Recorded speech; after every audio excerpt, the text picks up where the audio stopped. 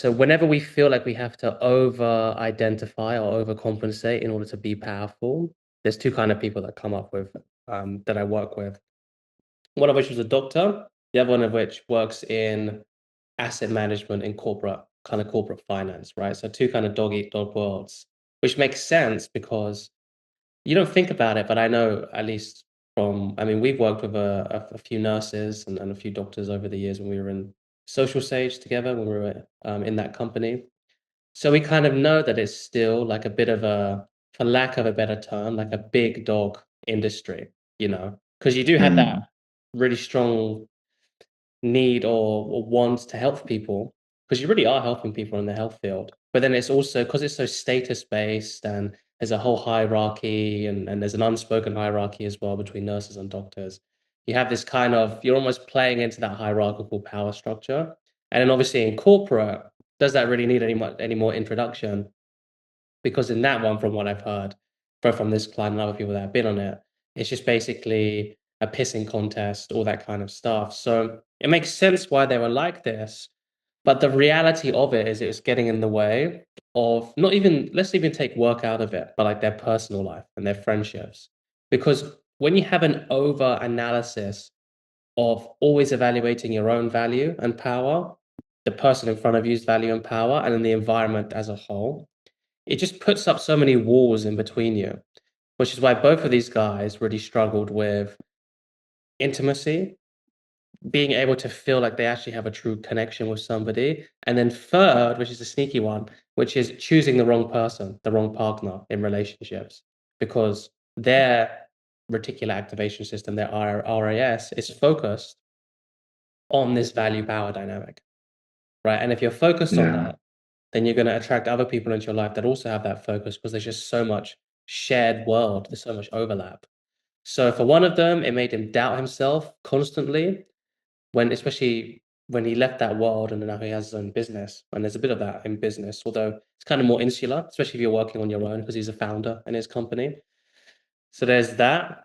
And he was really doubting himself. He felt like he wasn't able to connect. He also felt like he wasn't able to rest. This was a big one. Like he wasn't able to take time off because he was always playing that game, that pissing contest. And then the other one who's making really, really good progress is the guy, the person who walks in corporate, we call him Joe, Big Joe. So with Joe, what he's able to do is actually manage the dynamics better without having an overcompensation on it, which is kind of, if I was to tell him at the start of the work that we were doing that, he would have called me crazy because it sounds it doesn't sound like it would make sense. Mm, But what he was able to find, not just in work, but in his personal life as well, is that he was actually able to have relationships and friendships. So I know we work with kind of slightly different people. I was wondering what your thoughts and take on this. I wouldn't say necessarily super common, but it's not uncommon to have this issue in people. yeah, yeah, that's for sure. And just hearing what you were sharing, hearing about the progress with these two guys, and then also knowing about your own progress, it kind of what arises for me is just that curiosity around what happens underneath the surface to go Mm, from this really matters, this power dynamic is the most important thing. I can't do this, I have to do this, can't be vulnerable, I have to play this game yeah, to get whatever it may be, money, yeah. relationships, love. And so I'm just curious what happens underneath the surface around that takes it from that to just allowing a lot of that to drop away and just still Mm, getting what you want, but yeah. without needing it to be through that way. Well, the first one is people, you have to acknowledge that in the world, there are people that are playing that game, and there is that game. That's the first thing, because as I'm sure that you have a lot of experience with people who have this issue and then come to you and start working with you, is otherwise you fall into the camp of the people who just choose to disassociate from that. And that leads to all these other problems, right? Because in order for you to transcend something, it has to be included. You can just transcend it, but then it's almost like me transcending like the color green. Like I can't interact with it anymore. I have to include it into my worldview. It just doesn't make sense. But then, so you acknowledge it first step, but then after that, the reason why this is so important for people is because there's not like a real strength in their own worldview as a person. There has to be like a Mm. real strength and knowledge and conviction about who you are. Now that gets healed for you a few different ways. If you have introjections, it's like insecurities or bad beliefs that don't originally come from you. You have to let those go. If there's a part which feels like it's self-sabotaging you, you have to reintegrate it. And if you're projecting power onto the world, like saying, oh, it's just the world is so powerful and I'm so small, you have to take that power back, right? So there's a bunch of different ways that you can do it. But it's acknowledgement first. Then it's, like I said, doing all of that healing. And then the third part is actually having that embodied change in the world, like actually going out and then maybe even like pushing yourself a little bit. There's a whole system you can do. I like the red, yellow, green system, where maybe there's areas in your life where it's really challenging for you to show up without any agenda and without any like trying to manage perception or anything like that. That's like a real red zone. I don't know when that would be. Sometimes it's with people's family, because I mean, me and you are quite lucky that we had, you know, a loving family, or at least family members that were very loving, right? If you're from a family where that isn't the case and that love is withheld and that certain status things are going on, like we have a friend um who like is part of the culture and is the family culture to like show off their kids basically. But then if there's a showing off, there's also, you know, you can get kind of guilt tripped and emotionally bullied into doing this and not doing that and all that kind of stuff, right? If that's an environment, and there is a bit of danger there at the beginning, that's like a red zone. You don't have to do that. But then the yellow and the green zone, especially the yellow, is when you feel a bit stifled, but you know there's not really any danger here. Then you can move into it too consciously. So there's an unconscious Mm. component and there's a conscious component. And for both of those people, I worked with Joe and David, let's call him. That's what we did, right? But I think the thing that scares people is they see the people that, and I know it did for me, they see the people that completely gave up that worldview. And now they just kind of have a leaf in the wind and they don't get into any conflict and they try and move away and there's not really like any real strength in their character. You don't have to do that. You could acknowledge that there are people playing the game, there is such a thing as power dynamics, but you can, instead of not playing that game, you can rise to the paradigm above it, where you don't have to play that anymore, you know? From my own Mm. journey, this was a big sticking point for me, you could say. And that's what had to happen. You know, I was Yeah. it's like so afraid of letting go of that paradigm because you're like, oh, what happens if I get taken advantage of? Which is why unconscious work Mm. first, then that fear goes, and then you automatically move to the next paradigm over time, which is you see people do Yeah. that, like testing, like Joe, one of the guys, he's in relationships, but this was like in a bit more in the dating arena. It still comes out a bit. Um, just triggered. What I noticed that he always like says this thing around, oh, they were testing me, like shit testing Mm. me, or they were doing this, or they were doing that. And I was thinking, because obviously I was coaching him through it, and I was like, oh yeah, I used to think like that a lot as well. But now it doesn't Mm. even come up for me. Right. Like it doesn't mean that people aren't doing it to me anymore, but I don't even register it as anything like that because there's no Yeah. need, you know? Yeah. And then because of Yeah. that, that stopped being a problem for me. Like that's the funny thing. Like before I used to obsess on like, oh, this person's testing me. Like we used to call it, what is it? Testing your frame or something like that. Or testing like your character, or they don't think I'm confident, they're testing me, they're not going along with it, all that kind of stuff. Now, if that happens, you know, there's nuance to it. It's just like water off of a bridge. But now those issues no longer even present themselves anymore. Like it's not an issue. So okay, Yeah. cool. with people with maybe like a difficult, can be like a rude person working in customer service. It can be maybe someone that you're on a date with. It can be like a boss or a colleague. Like it doesn't even come up as a disturbance anymore. And because you're not getting disturbed by it, you have much more favorable results, shall we say, in whatever kind of social arena you want to go in. Mm. Yeah. Yeah. Yeah, it makes a ton of sense. What's And coming just, up for you? well, it's real curiosity about that next paradigm, what that can look like. You kind of alluded to that, and I can relate a little bit. Yeah. Of suddenly you're in most scenarios, and before you might be living in a reality where they do something, maybe they do something on purpose, maybe they do something consciously, maybe something just emerged from them for absolutely no reason. Yeah. And it would have been maybe interpreted as they're testing me. They're trying to see if I'm good enough or confident enough, or they're trying Yeah. to, or sometimes people might interpret it as, oh, they're disrespecting me. Yeah. That's a big one. That's a big one. Yeah. Yeah. Yet, I suppose the real reclaiming of power is those are all my stories. They might Yeah. behave in a certain way. They may. They may actually behave in a way that's rude, That is but I actually don't need to, disrespectful. Yeah. yeah, they may do that. And yet, I suppose what changes in those environments is number one, we just stop generating the stories around it. Yeah. But then number two, we tend to not act in a way of it's got anything to do with our respect or our confidence. Mm. And then actually, it's much easier to have boundaries. Yeah. I'm just imagining in that environment that happens.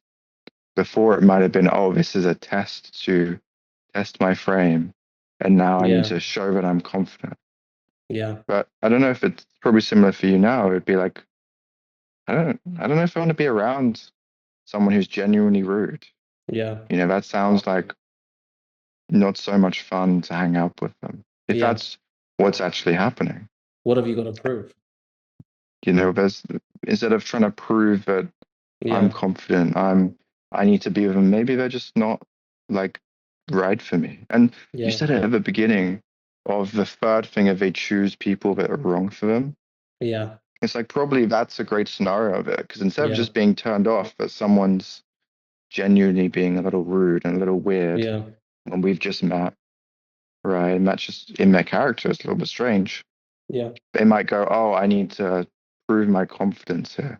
And Yeah. so now I need to make them like me and battle through all of Yeah. this so I can Yeah. prove my confidence. And then maybe that goes further and it becomes their Yeah. partner, someone they're with. And then it's like, oh, well, Yeah. that's not a great idea. And then they generate even more ideas that that's just normal because they're around this person Hmm. so much. And they're constantly in those battles. Hmm. And it just becomes that is everyone. That is all Yeah. women, all men. That is just all of them. And it just becomes this huge projection. But Yeah. I'm very much wondering if you could speak a little bit even more about that. How did you say it? The next? I forgot the wording Paradigm. used, but like the next paradigm. Yeah, the next paradigm Yeah. that includes but doesn't get stuck in it, but also doesn't run away from it. Yeah. So if you're a one-on-one client watching this, then and you're interested, just ask me about it on the call because there's a lot of nuance here and it looks different for everybody because we inhabit kind of the same parameters or paradigms of stages, but obviously because every person is unique, it looks different. So added nuance there. If you're not a one-on-one client, then obviously this won't be relevant to you. What I would say as a disclaimer though, is don't take it like an absolutist gospel. You know, this is just what happened to me. And then I'll explain also the parameters in general, which usually happens to people when they move through this stage, which is Karen put it perfectly. You don't have to be around people that are actively disrespectful or actively always like testing you, right? However, sometimes we have to be around those people when it comes to work, right? So how Mm, does that look? Well, if you're playing that game, then you'll do things that will subtly try and one up them. It's almost like an arms race, you know? Like you say this, and it's almost like a game of an arms race and a game of chicken, who's going to back out first. But then to everyone else outside of this, it just looks like basically a dick measuring contest. And I use that word Yeah. and I use that thing because it's vulgar, because that's how it looks, right? So you turn Mm, off all of the mature people around you, right? They'll be turned off. The people that don't really know too much about this, but they're still mature, they'll just be turned off by the energy of it. And just they'll have like a yeah. vague kind of explanation for it. The second type of people, who are the people that you really don't want to turn off, are the people who can see that you're playing that game, but they've moved above it. And they might have a lot of compassion for you, but they'll be like, I don't really want to be around that person because clearly there's an immaturity there. However, sometimes you don't want to turn off these people, obviously. If you're just in a culture which encourages that, you still don't want to get stuck into that arms race because you can't win every battle. And if there's a hierarchical structure in that company you work in or whatever it is, then there's a lot of inbuilt power structures there, which is why we want to go past that paradigm. What is that past that paradigm? It's when you can see everything that they're doing. So you're beyond that world, to coin a phrase. So there's no naivety, there's no ignorance. You know exactly what's happening, right?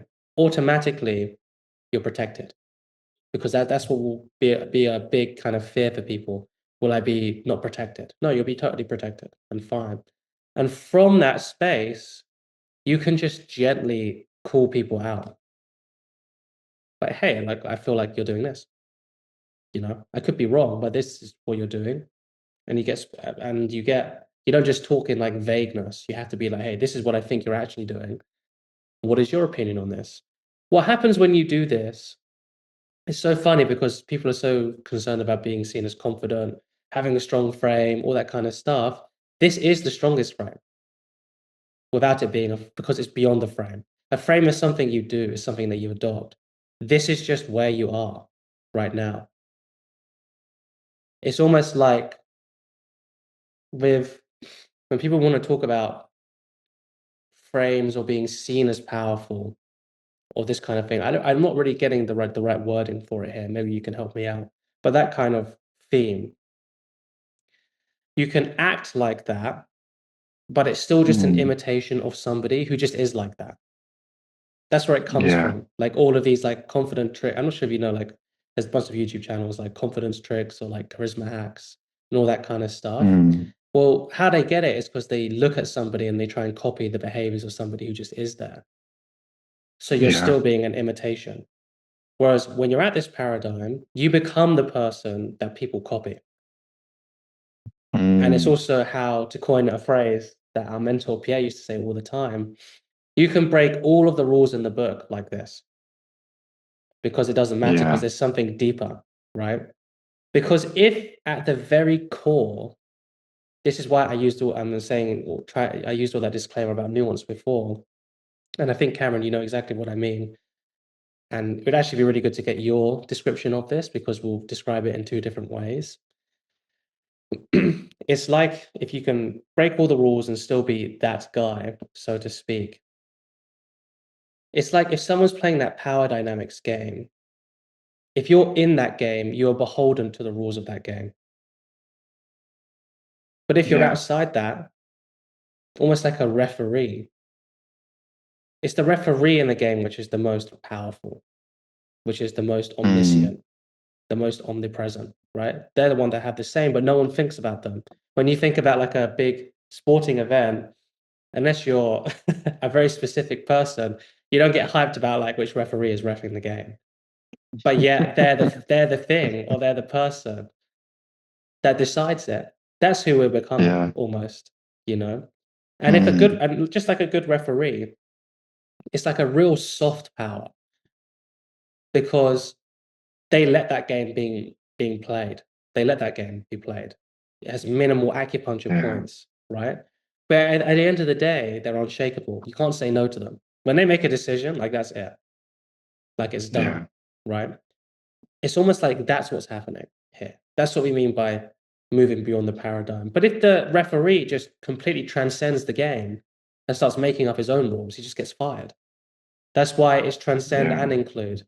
You include everything that's happening there, and from there you can make a decision. But there's one other way I want to describe this because that's a good analogy, but it's almost like something else which is arising within me right now. To really see if I can hammer this point home, it's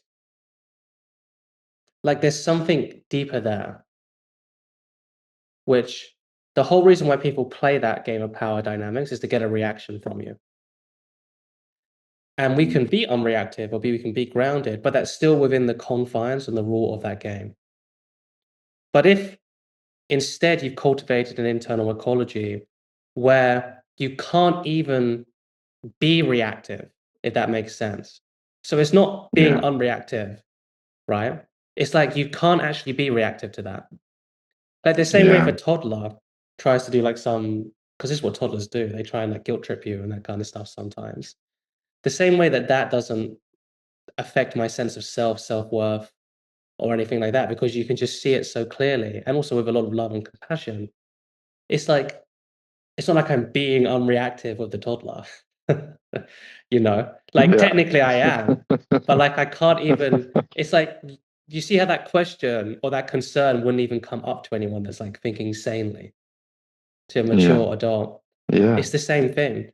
So when you come with that kind of energy, then people automatically they just kind of they feel taken. It has to come with warmth. That's another really big thing. Otherwise, you just become a bully and people won't like that. And then you are playing that game anyway. But if you have a ton of warmth and compassion, but you're still seeing things with true wisdom, which is what this is, I actually have a video coming up around that principle. I'm not sure what it'll be called, so just stay tuned for that. Like when you have that true wisdom and true compassion, first of all, that sorts out everything. And then the people that do try and test you or be disrespectful, it's just it just completely dissipates. Doesn't even roll off you. It just doesn't even have the oxygen for a fire to come out. But that was obviously very wordy what I just said. So maybe you could give your perspective on what I'm trying to explain here, because I think you think about it in a Yeah. different way. Yeah. I really loved what you were sharing. And kind of what arose for me was just getting to the core intention underneath. Because so often with the power dynamics games, we get lost in the game and we wonder why we started. You know, so many times, whether it was with dating or relationships, or I have less experience with this, but in the workplace and that sort Mm, of a thing, yeah, or just meeting people and friends. And more often than not, we're just lost in this game. We think we need to play that rule. We think we need to win this battle. yeah, And then as we attain greater wisdom, like you were sharing, it just becomes ridiculous. It becomes yeah, completely unnecessary to the yeah. point where you were saying, I'm not being, how did you say? I'm not being, what was the word? Unreactive. Grounded, relaxed, Yeah, unreactive. I'm just not, it's not even in my capacity that I would be reactive to a toddler. right. Yeah, It's just a toddler. It's just sweet. It's trying to going through its 1.5, gonna just test the boundaries and see where yeah. we can get That's to. what it Like, of needs to course, do. it's gonna do that. Yeah, You know, yeah, it kind of reminds me of the Buddhist thing of like, was I angry at the scorpion when it stung me? No, it was a scorpion. Like they sting you. Like that's yeah, kind of what they do. yeah, yeah, And seeing that in people, but attaining that equanimity with it to the point we're not being in equanimity. We're not trying to be unreactive. We're just mm, it's just a scorpion. And yeah, I'm sure you and me, we both go through phases where like they're doing this. Why are they doing that to me? What's wrong yeah, with them? Why don't they do that? And then yeah, you just see with more wisdom and you re-own yeah, your own projections. Oh wait, they're just trying to do that yeah, and they think they need to do it this way. yeah, And it's a little bit, it's not for me. I don't yeah, want to engage with it. But yeah, that's just how they are right now. That's the scorpion aspect of them right now. Yeah. and I don't need to be surprised when it stung me, Yeah. you know? And then if we come back to that, it's almost like a scaffolding. Mm. But then when we look at what was it all for? Yeah. Oh, I'm let's say the dating and relationship. I just wanted to be in connection and love and meet someone and have a relationship. Yeah. Oh, then why am I doing all of this stuff? Why am I playing with all of this when I just want this? Yeah. And there's like you shared, there's for sure nuances here, Yeah. right? But But can I just interrupt you there because I want to know what your journey with what you're describing is right there because I know you had yeah, one. It's more of a subtle one for me because Cameron was much more talented at this kind of area of life than I was. But it was still mm, something which was a real, this was the thing which I think, from my perspective, really rounded you out maturity wise, you know? mm, Like it's funny because when it came to relationships and connecting, like we're not even just talking about romantic, but social, all that kind of stuff. It was something that was almost always your strong point. But then with all of the development, with all of the shadow work, with all of the kind of damn 2 long year apprenticeship with Pierre and Sister Kama, the Dharma, Buddhism, business, all that kind of stuff put together in that crazy container. All of your other aspects almost gained maturity before this one. Like this was your yeah, strength, but then there was still that kind of like before you met, your long-term partner right now.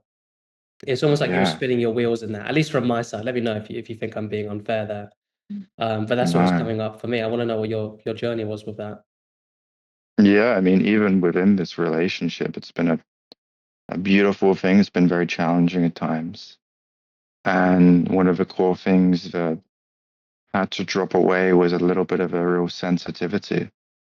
And that's kind of what we're speaking about here is sensitivity. But for me, it was a little bit like, am I gonna lose them? Is someone gonna be better, more charismatic, more right for them, which would generate a little bit of jealousy at times? Am I, gonna be just lose my power and someone's gonna come in and take them, right? That kind of fear, Yeah. would emerge. And What do you think of that now? Looking back, that was yeah, like years ago. a big part of it was just I was putting so much on a wonderful person, an amazing partner, but a human. And I was putting so much of myself there, Mm. so much of my own love, my own respect, my own Validation? um, validation, but it was a little bit deeper in validation. It was almost like my own Wow. wholeness. Wow. My own wholeness is on someone else, right? Wow. So wholeness, love, all of this is outside of me. And so, Yeah. of course, if I'm living in that ecosystem of wholeness and love is outside of me, then I'm going Yeah. to be real scared that someone's going to go and take it if it's like something that can be taken, Still right? seems almost pretty natural. Yeah. Yeah, it's like, of course, I was generating anxiety. I didn't have to Yeah. process the anxiety, but if I'm living in that context, it's Yeah. supernatural that's going to be generated. And it was when that was reowned. Oh, I don't even have to play this game because that wholeness is actually mine. I'm not becoming whole by being in the perfect relationship and maintaining it.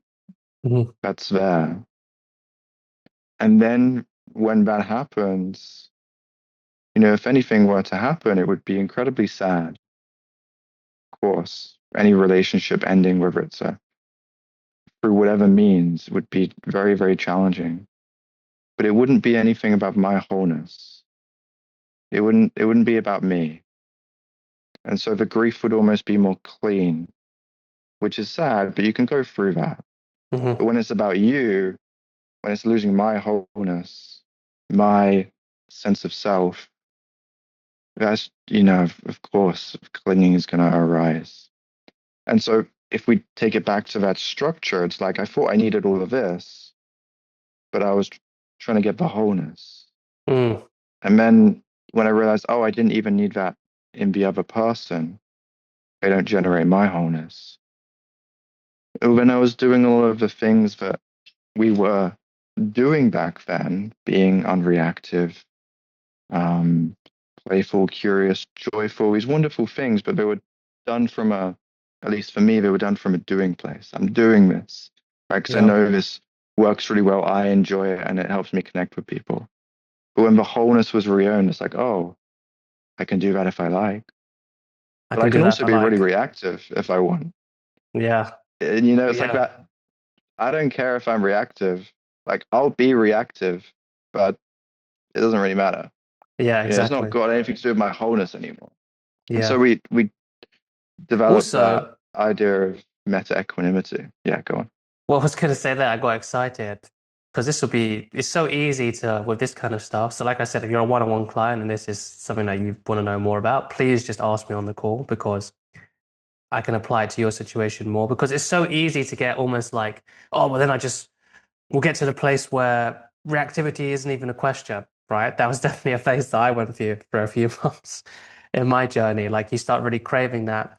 But also from this, what you just said, like you can be reactive if you want to. Doesn't have anything to do with your Mm, wholeness. Well, if we come back to the power dynamics or really like your value in the social hierarchy, whatever you want to call it, right? Whatever the kids are saying these days, basically. When it comes to that, you can be reactive and it doesn't impact your power or your place in the social hierarchy at all when you get to this stage. That's the funny thing about it. Like it's truly like doesn't really matter at all. That's the almost mind-bending thing here. Like if you would have reacted like that yeah. before, because you're like so resistant to it and oh, people are going to see me. When it finally happens, it's like a volcano erupting. But if you're like, oh yeah, this person's pissing me off because they're trying to play all these stupid games with me, right? And I call that out and I do it in a bit of a reactive way. Because fundamentally, I know that like, I am beyond the world of those games. It just doesn't have the same effect. Does that make sense? You understand what I'm getting at, right? Yeah, yeah, it makes tons of sense. Yeah. It's like an Yeah. athlete that I used to think about. Sometimes they do like world-class athletes in Brazilian Jiu-Jitsu, which I would study. They would do things which were mistakes, like traditionally. And and they'd get punished for those mistakes. But whereas if they weren't at that level, those mistakes would have been much more punishing. Like it would have cost them the round or whatever. But for them, it was just like a momentary blip. Oh, they didn't get to pass. Or they maybe lost guard retention for a couple of seconds, right? Because they were Yeah. so many paradigms beyond the other person and even beyond the game of jiu-jitsu, right? We can draw parallels, obviously, to the game of life, which is what we're talking about. It didn't have the same effect. That's almost what it's like, you Yeah. know? It's like, whereas Yeah. before, like, if you were like not really that experienced, you'd be like, oh, I made that mistake, and that's what cost me the entire match. But then Mm, as you mature, it's like, oh yeah, that happened, but whatever, resilience almost, you yeah. know.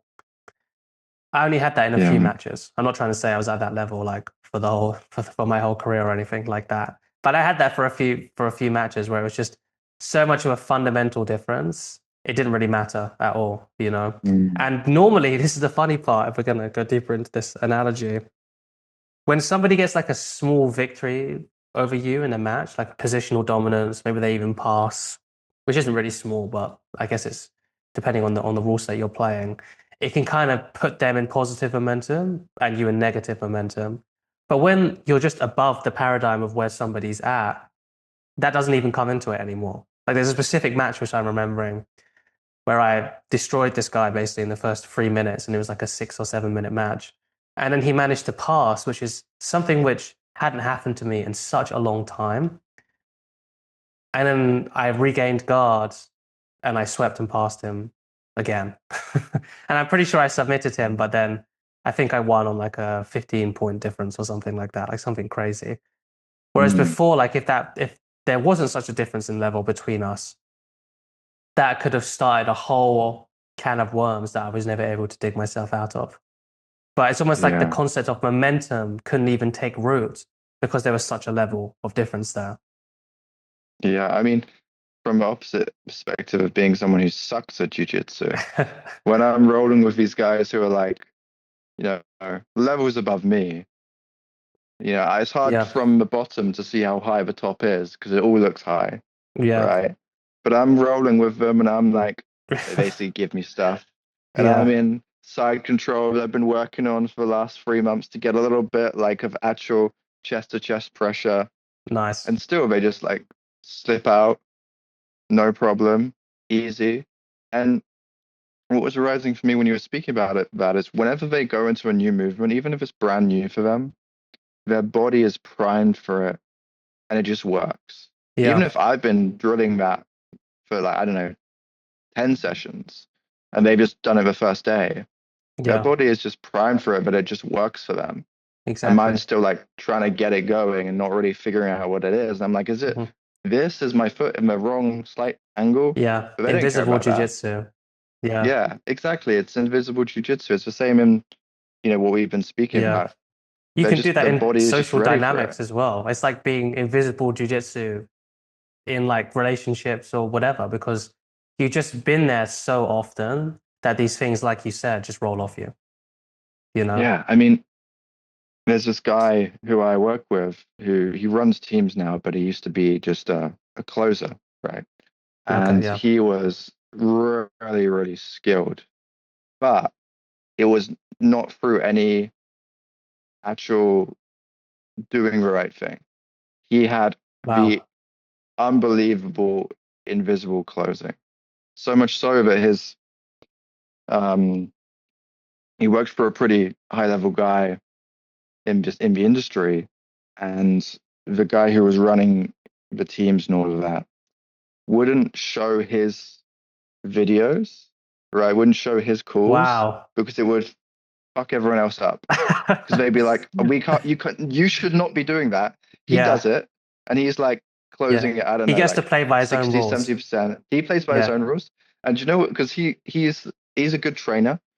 Um, and he told me once, he's like, "Yeah, I would just go onto calls and really try and help them." Like Wow. that was his frame. He's like, "I just really want to help them." Wow. So like a real savant, basically. Yeah, Yeah. like there was, and he also his constructs were never about money. It was always Wow. like, I really want to help them, and I really want to help this company do well. And then he just ended up making the most money, but he did Yeah. not care about the money at all. Now, you don't need to have that, but it's just Mhm. interesting to notice that his was fully being constructed as I Yeah. just want to help them, and I just want to help this company. And he Yeah. had invisible closing. Yeah. This is We can call it exactly that. what we've been talking about. We can call it invisible talk closing. I really like the idea of invisible jiu-jitsu, but for Yeah, no, like yeah, yeah. social dynamics, it's almost like Jedi level mind tricks, which no one really notices. Mm, But see, this is the type of guy which a lot of people in the industry in self-actualization or shadow work or all this kind of stuff that we find ourselves in, they try and model the behaviors off of. And there's like a limit yeah, off of it. Whereas if that guy shows up onto the call, the guy that you're working with, what should we call him? Like, do we just give him a name? Like Les? Something like that. We'll call him Les. Les. All of these That's names an that I come interesting up name. with are like proper geezer names. They obviously reflect Yeah, where I came from in yeah, yeah, London, right? But with someone with Les, your client that you're working with, if we were to relate it back to value dynamics, power dynamics, deconstructing them, how to actually get liberation from them, it's getting to that paradigm where he is, which he was fortunately enough for him blessed with, it seemed like, or maybe he had some other struggles that yeah, he had to go yeah. through or something like that, you know. But let's just Seemed say pretty that natural, to him. supernatural, right? Yeah, You're never going to beat that guy with your behavioral frameworks or acting in a certain way or doing that kind of thing because they're just so embodied with it. 9 times out of 10, if you're both trying to close the same client, that guy's going to win. It's just how it's mm, going to work if you're coming from that frame. But if you've integrated all the lessons of, in this case, it'd be value dynamics or power dynamics. In his case, it's like sales dynamics, whatever you want to call it.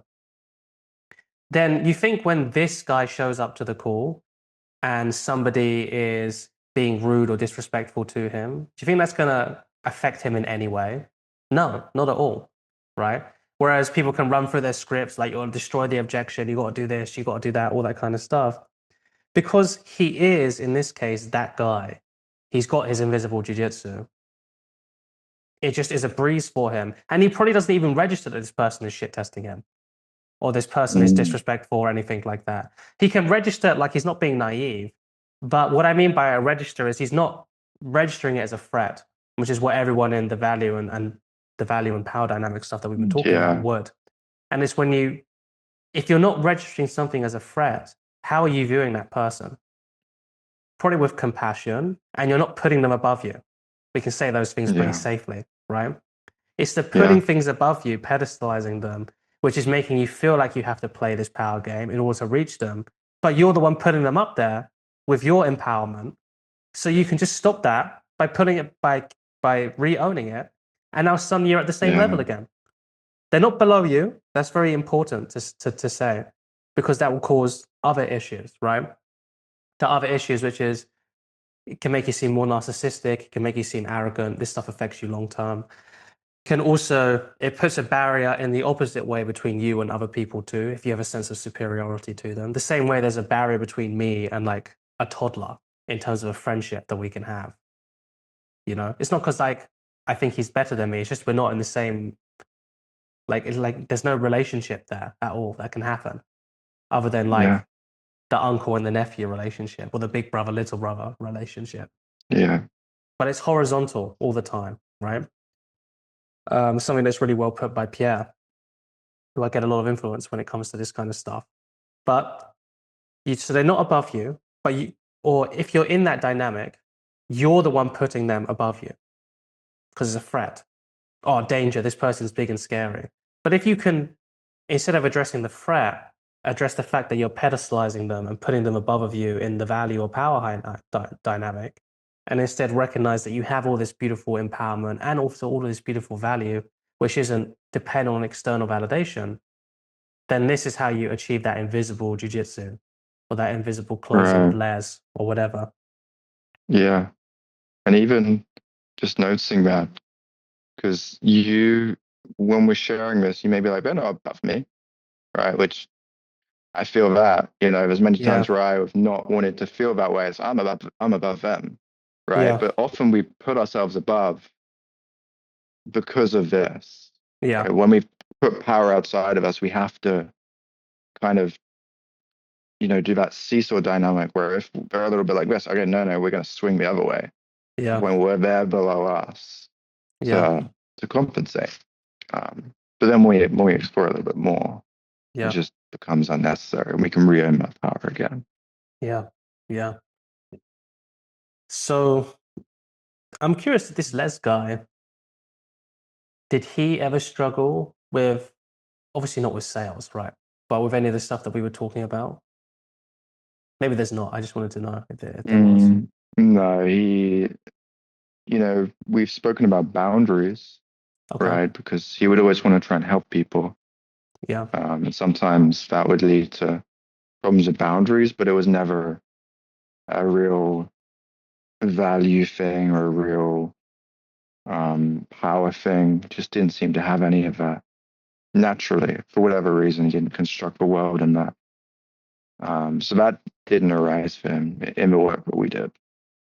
Okay. Interesting. Yeah, makes sense. You know, is there anything else coming up for you around that? Mm, I think I think that's a pretty good summary Yeah. of it, I'd say. Yeah. Yeah. Well, then if that's the case, I would really recommend you checking out Cameron's channel and his Instagram. I've linked both of them in the comment and the description box below. I can't recommend Cameron enough. Please go and reach out to him and go and follow him if you found this talk interesting and if you want to go and work with him. And if you're still around my channel and you haven't downloaded the most practical guide to shadow work on the internet, I can highly recommend it. It will change your life in terms of unconscious reprogramming and doing shadow work on yourself. It's the most comprehensive program I've seen out there for free on the market. Um, Otherwise, stay tuned for the podcast and what's coming up. And is there anything you want to plug, Cameron? Yeah, I just appreciate what you were sharing. Um, if you're on my channel by chance, do check out Aaron's.